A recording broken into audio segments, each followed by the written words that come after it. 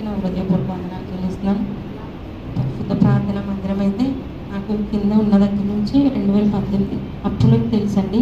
శాంతం గారు నడిపించారు నాకు. అప్పుడు 4-5 సార్లు వచ్చి ఉంటాను. తర్వాత మానేసిన తర్వాత మామూలుగా ఇంకా మొత్తానికి మానేశాను. తర్వాత 2024 నుంచి రావడం మొదలుపెట్టాను. దేవుడు కృపని బట్టి నాకు ఈ స్థానంకి వచ్చిన రాగానే నాకు చెప్పలేని సంతోషం వస్తుందండి. దేవుడు నిజంగా నాకు ఇక్కడ చాలా ఆత్మీయంగా నేను బలపడ్డాను. దేవుడు నాకు ప్రార్థన రాకపోయేది, ప్రార్థన ఎలా చేయాలో దేవుడు నేర్పించాడు.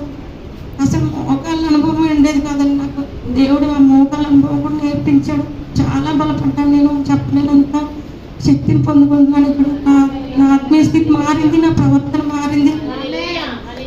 తల్లిగారు నన్ను సెప్టెంబర్ 1 అభిషేకుడు నేను వచ్చాను ఆరాధనకి.